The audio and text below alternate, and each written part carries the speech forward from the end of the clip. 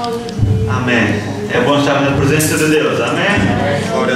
É bom louvar ao nosso Senhor, aquele que nos comprou com o seu precioso sangue, aquele que nos deu uma vida eterna que aguardamos ansiosamente, não é? Pedro fala de uma esperança viva, não é? E nós crentes no Senhor Jesus Cristo vivemos uma esperança viva no Senhor Jesus, aquele que está vivo e que reina eternamente.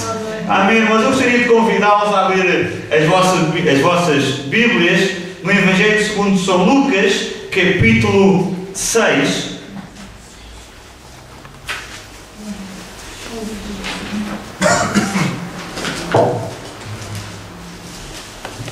E vamos meditar do versículo 6 ao versículo 11. E irmãos, esta é a história de um homem que recebeu uma transformação física e espiritual daquele que é o único que pode operar o milagre na vida do homem. Amém? E esse foi Jesus. Lucas conta-nos o relato de um encontro de um homem frustrado, acomodado com a sua deficiência, acomodado com o seu problema, talvez triste por pensar que não havia solução, mas onde Jesus está, há poder para haver milagre. Onde Jesus está, há poder para haver transformação. Basta o homem aceitar o Senhor Jesus. Irmãos, e nós vamos fazendo uma leitura ao longo da minha meditação. Irmãos, e no versículo 6 do capítulo 6, diz assim: ainda em outro sábado, entrou na sinagoga e pôs a ensinar Jesus.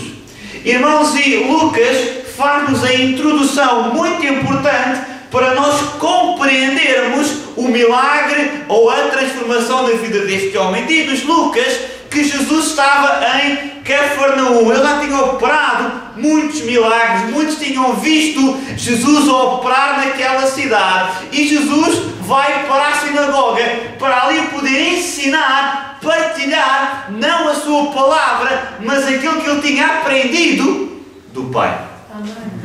Amém? Irmãos, e ao contrário daquilo que os escribas e fariseus, os religiosos daquela altura ensinavam, Jesus não vem ensinar acerca da lei, nem acerca de outras, ou impor mais leis, mas Jesus vem ensinar acerca do amor redentor de Jesus Cristo, que veio para transformar e salvar o homem. Irmãos, e diz que Jesus entra no sábado. E o sábado para um judeu é muito importante. O sábado indica o fim de um tempo e o início de um novo ciclo. Irmãos, quando os escribas eles ensinavam na sinagoga, eles ensinavam 7 trechos, 7 capítulos da Tora, da palavra, ao longo da semana, e ao sábado eles iniciavam, terminavam um novo. O último capítulo e iniciavam um novo. E Jesus vai entrar no sábado, irmãos, na sinagoga, para iniciar um novo dia na vida daquele homem. Irmãos, o que Jesus vem fazer ao homem é terminar com um tempo e iniciar algo novo na sua vida. É resgatar o homem da morte para a vida. É resgatar o homem das trevas para a sua luz. É resgatar o homem de um tempo em que ele estava escravizado pelo pecado para um novo tempo na luz, onde há vida eterna com Jesus Cristo. Amém, irmãos?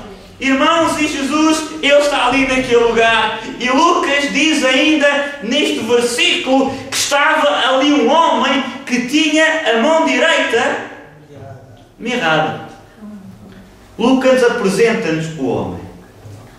Irmãos, este homem, nós não sabemos o nome, é conhecido na palavra de Deus apenas como o homem da mão mirrada. Irmãos, era alguém que deveria sentir-se triste. Alguém que deveria sentir-se infeliz, amargurado com a vida. Irmãos, era alguém que não compreendera talvez porque é que estava naquela situação. Irmãos, este homem nasceu com a mão assim. Irmãos, ele vivia com uma mão direita inútil, inerte, morta, sem qualquer serventia. Irmãos, era alguém que vivia com o estigma de ser olhado pelos outros como um deficiente. Alguém que vivia com o desprezo de toda a gente ao seu redor. Irmãos, alguém que vivia com esta realidade, com a convicção de que não havia solução para o seu problema. Mas onde Jesus está, há sempre solução. Irmãos, deixem-me dizer, as mãos, para os judeus, elas são importantes. E para nós também. Sabem que eu, em Espinho, fui jogar lá com a rapaziada e pensei que ainda sou jovem, não é? E então aleijei-me na mão, no dedo.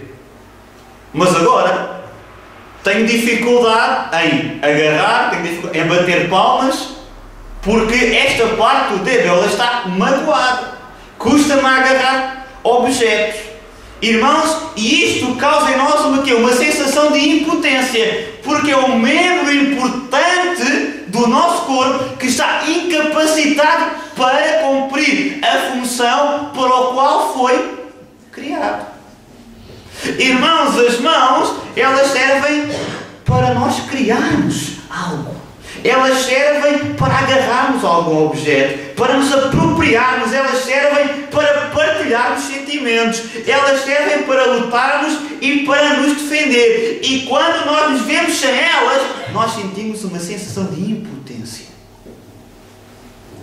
A mesma sensação que este homem sentia.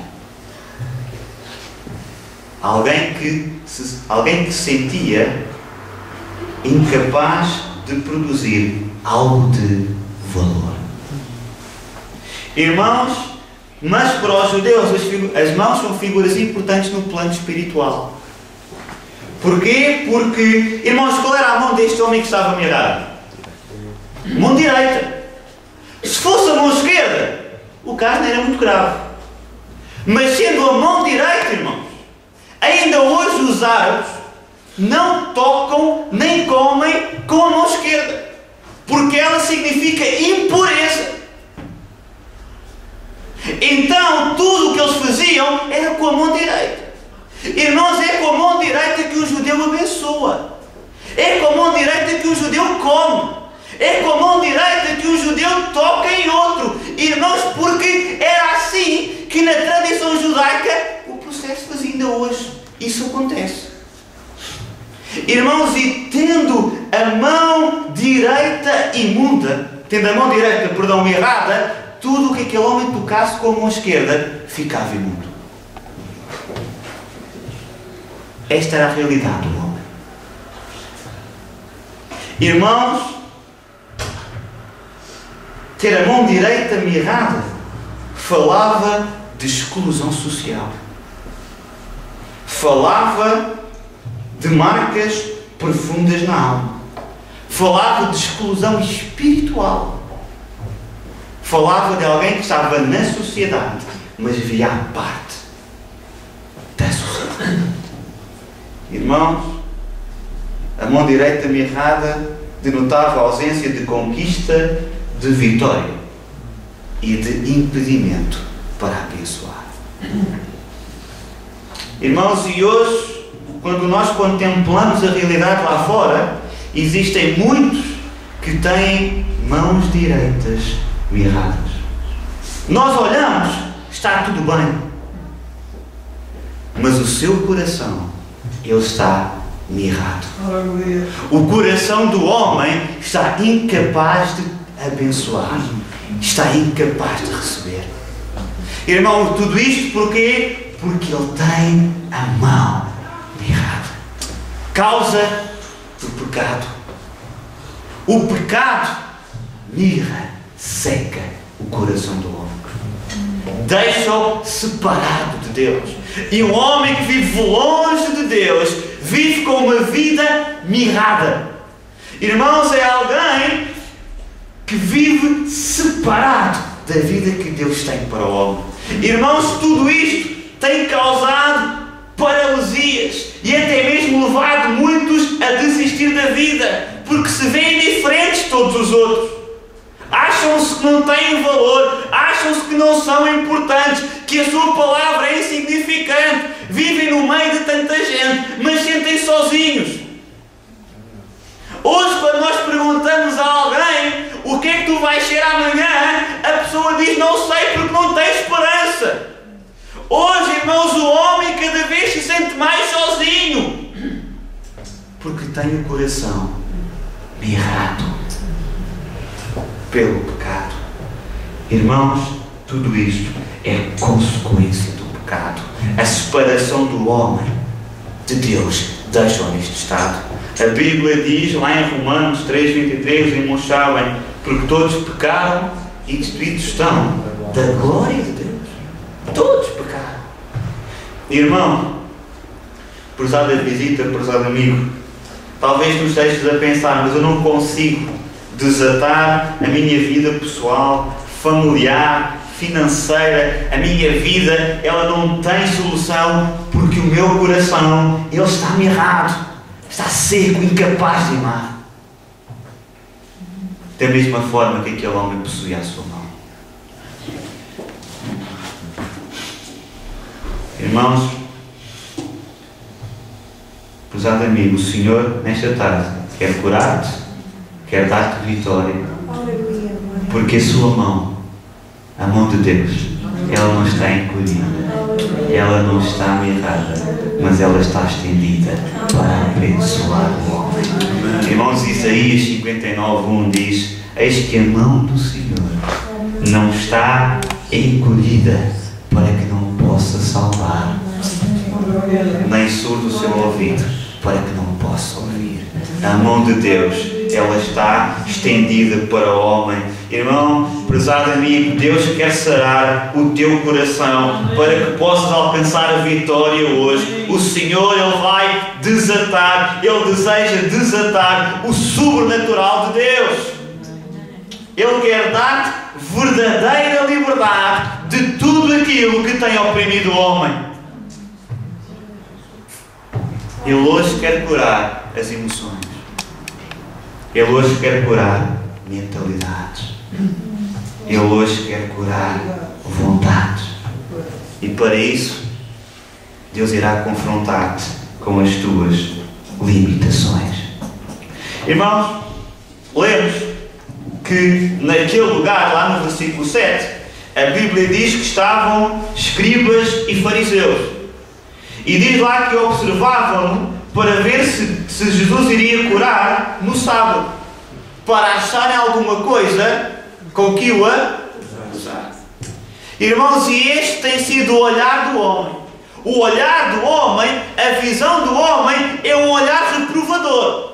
O homem está à procura que outros falhem para que possa apontar o dedo. Da mesma forma que os fariseus estavam à espera de Jesus. Eles estavam ali não para serem abençoados pelo Mestre, mas estavam ali para ver alguma coisa em que Jesus iria falhar. Irmãos, e o homem hoje vive dessa mentalidade. Hoje essa é a visão do homem. Está sempre pronto para ver quem falhou.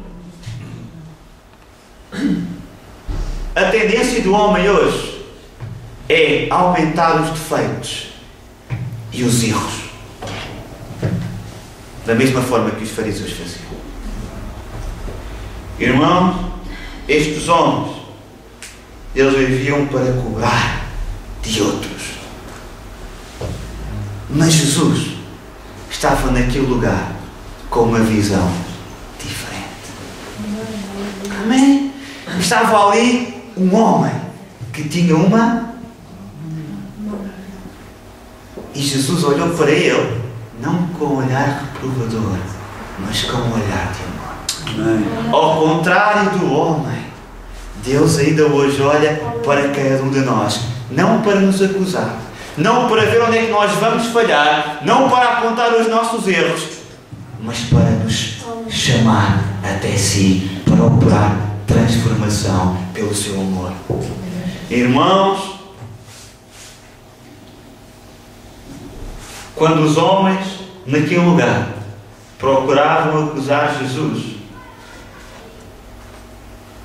aquele que é perfeito, o único que é perfeito, Jesus procurava estar ali para abençoar. Amém. Irmãos, a visão de Jesus, ela não atenta para o que é exterior. A visão de Jesus não atenta para aquilo que os nossos olhos humanos veem. Jesus está preocupado com o interior do homem. Jesus está preocupado com o coração do homem. Jesus está preocupado com aquilo que ele sente, por mais insignificante que isso seja aos olhos dos outros.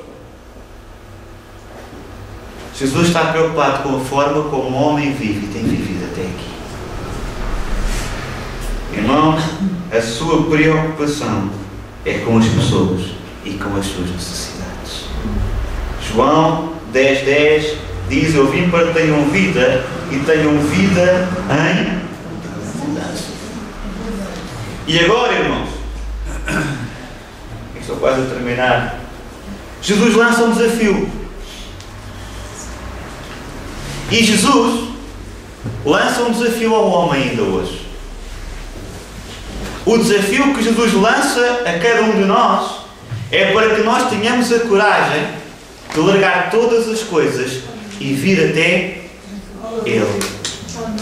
Da mesma forma que Jesus largou todas as coisas para vir até nós. Amém. Irmão, Jesus lá no versículo 8 diz este versículo: mas ele, conhecendo-lhes os pensamentos, disse ao homem que tinha a mão atrofiada: levanta-te e fica em pé no meio. E ele, levantando-se, ficou em pé. Irmão, Jesus nesta hora vai pedir algo tremendo a este homem. Alguém que vivia com o estigma de ser da exclusão. Alguém que vivia com o estigma de uma mão errada. E agora Jesus pede que ele vá para o meio para dizer qual era o seu problema, para se mostrar como alguém que tinha uma deficiência diante de todos aqueles homens que estavam ali, não para abençoar, mas para acusar. Jesus estava a dizer àquele homem para que ele expusesse a sua deformidade. Irmãos, ainda hoje, isso é algo difícil para nós. Ninguém gosta de se expor. Ninguém gosta de expor as suas fraquezas, os seus problemas, as suas necessidades. O homem ainda hoje gosta de viver independente de Deus. E quando ele se expõe, isso revela fraqueza aos olhos dos outros. É um fraco porque ele está a dizer que tem este problema, tem esta necessidade, que precisa disto. Mas, irmãos, quando nós obedecemos a Jesus, Jesus não quer que nós nos exposamos para que sejamos criticados, mas, acima de tudo, isto demonstra a nossa fé e a nossa necessidade para recebermos a salvação. Irmãos, o que Jesus estava a pedir àquele homem não era para o ridicularizar, mas era que através da cura que ele ia efetuar, o nome de Jesus pudesse ser glorificado e exaltado. E ainda hoje, o nome de Deus é glorificado e exaltado, não quando nós cantamos hinos, mas quando Deus opera milagres na nossa vida. Amém. Irmãos, se aquele homem não tivesse obedecido, sabe o que é que acontecia? Ele não seria curado. Se aquele homem tivesse ficado sentado e tivesse dito: isto não é para mim, ele não teria ficado curado. Se aquele homem tivesse tido vergonha de se expor, ele não teria recebido a bênção. Irmãos, mas a dimensão que está ali não é apenas uma cura física, mas também a cura espiritual, a cura dos traumas, a cura da sua alma, do coração, da rejeição, da solidão, das emoções. Além de mostrar a todos aqueles homens que Jesus veio para que outros tenham vida. Irmãos, prezado amigo, a Bíblia diz, lá na primeira carta a Timóteo, o qual deseja que todos os homens sejam salvos e cheguem ao pleno conhecimento da verdade. Porque há um só Deus e um só mediador entre Deus e os homens, Cristo dos homens, o qual se deu a si mesmo em resgate por todos, para servir de testemunho a seu tempo. Irmãos, quando nós temos a coragem de nos levantar e ficar no meio, nós estamos a dizer: Senhor, eu não tenho poder para mudar a minha vida, eu não tenho poder para o meu problema, eu não tenho poder nem a solução, mas eu sei que Tu podes, eu sei que Tu tens. Irmãos, o que este homem estava a dizer quando teve a coragem de se levantar e de ficar no meio da sinagoga perante todos os olhares, é dizer: eu não consigo, eu não posso, eu sou fraco, mas eu confio que este que está aqui à minha frente tem poder para operar milagre. Foi isso que aquele homem fez. Foi isso que aquele homem fez. Irmãos, para acontecer um milagre, nós precisamos de assumir a nossa condição de pecadores. De pecadores. De pecadores. Mas Jesus diz que Ele riscou a nossa cédula pelo seu sangue. Ele diz: e havendo riscado o escrito de dívida que havia contra nós nas suas ordenanças, o qual nos era contrária, removeu do meio de nós, cravando na cruz. Aos olhos de Jesus, nós não somos pecadores, somos filhos benditos de Deus. Irmãos, para o milagre acontecer, nós precisamos ir para o meio. Ir para o meio significa confessar os nossos pecados. Precisamos de confessar as nossas limitações, os nossos pecados. Irmãos, temos que permanecer em humilhação diante de Deus. Prezada visita, prezado amigo, ninguém que não esteja disponível a confessar os seus pecados recebe perdão. Mas aquele que está disponível a ir para o meio, a confessar que é pecador, esse é perdoado.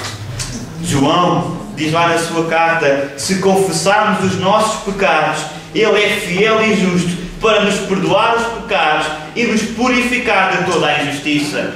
Irmãos, agora no versículo 9, Jesus vai fazer a questão central, a pergunta central desta história: qual é o melhor? Salvar a vida ou tirá-la? E Jesus não veio para tirar a vida ao homem, mas veio para o salvar. Amém? Mas para que tu sejas salvo nesta tarde, tu tens que obedecer em fé. Obedecer é um ato de fé. Irmãos, no versículo 10, Jesus diz ao homem, diz assim o versículo: e olhando para todos em redor, disse ao homem: estende a tua mão. Ele assim o fez, e a mão foi estabelecida. Estender a mão é um ato de fé. Estender a mão é um ato de fé. Irmãos, nós podemos perguntar: qual foi a mão que este homem estendeu?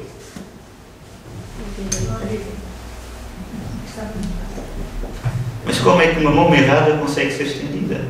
Ela está seca, ela não tem vida.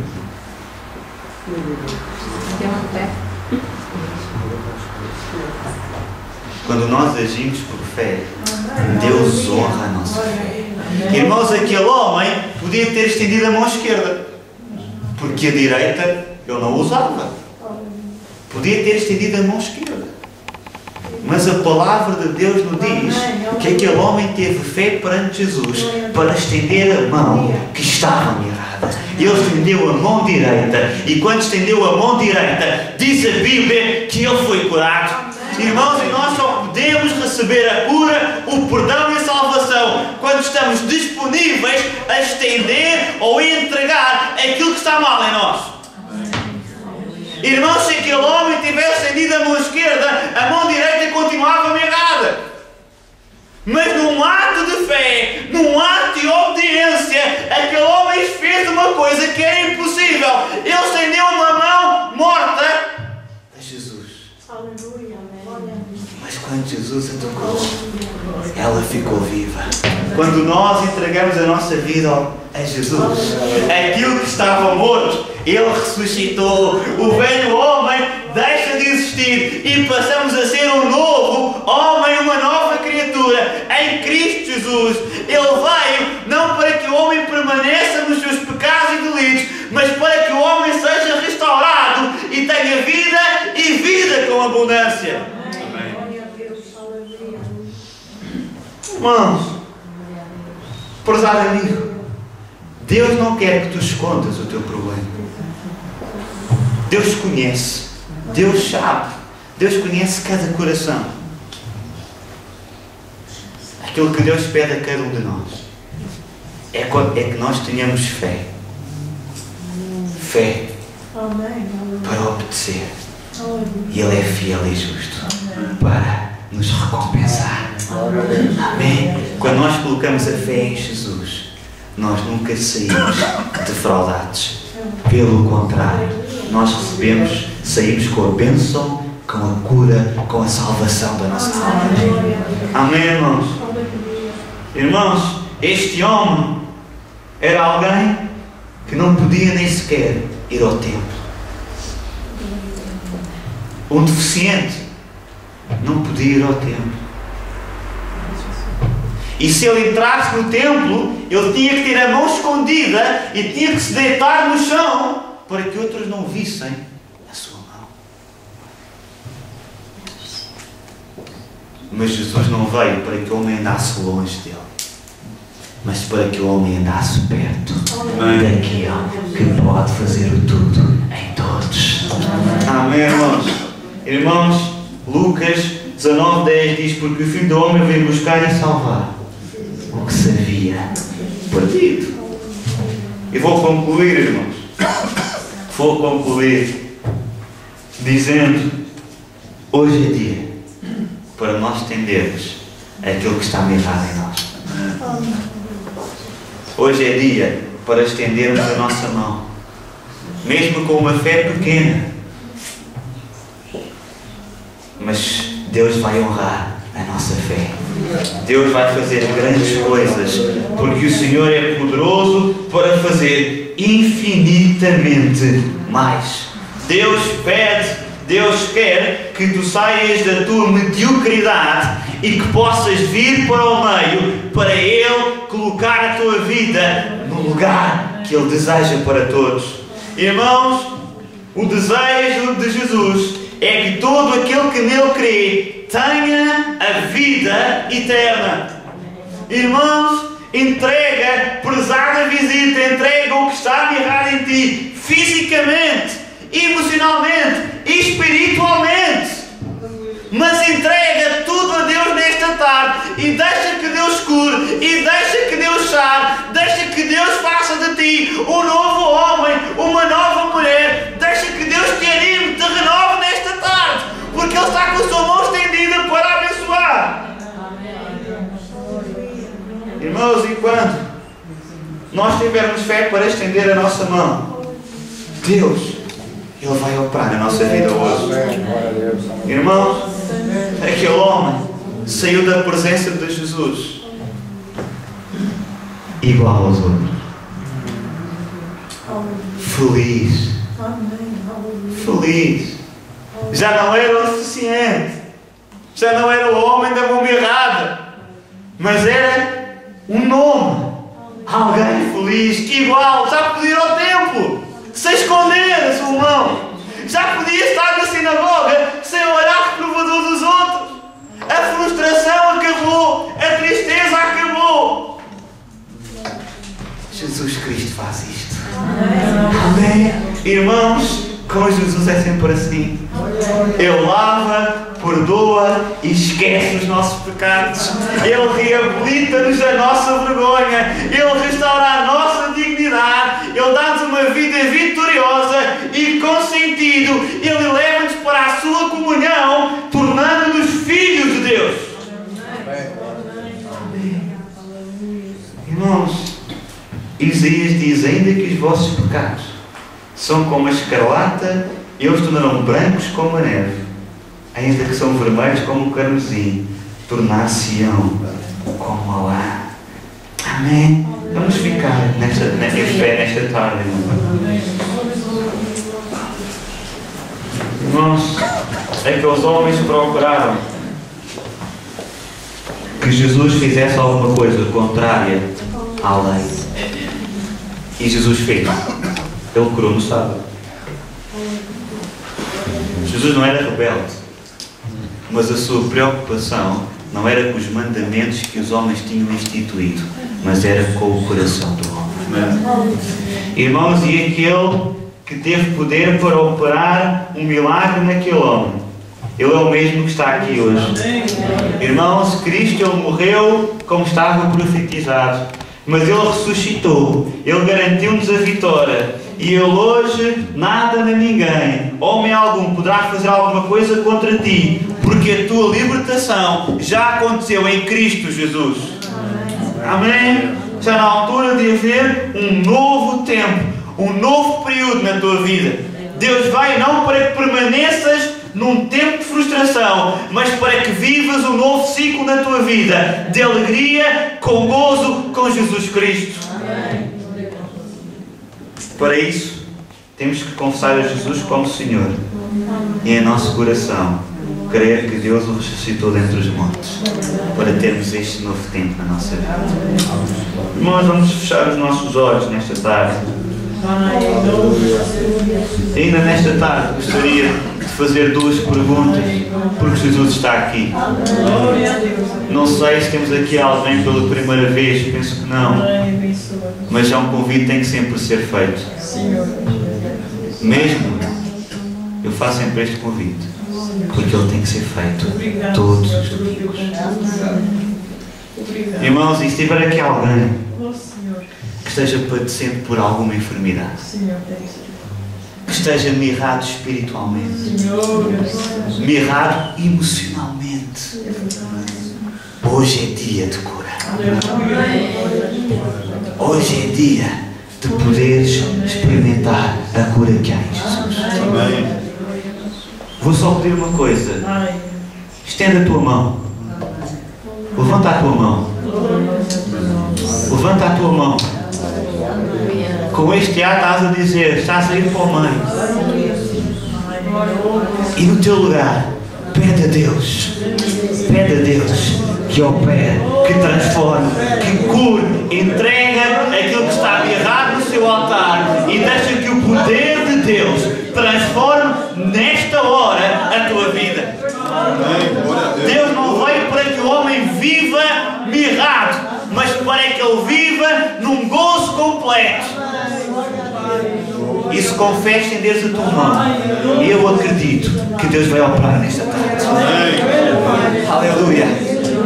Deus, nesta hora, Senhor, tu estás vendo os braços levantados, Deus.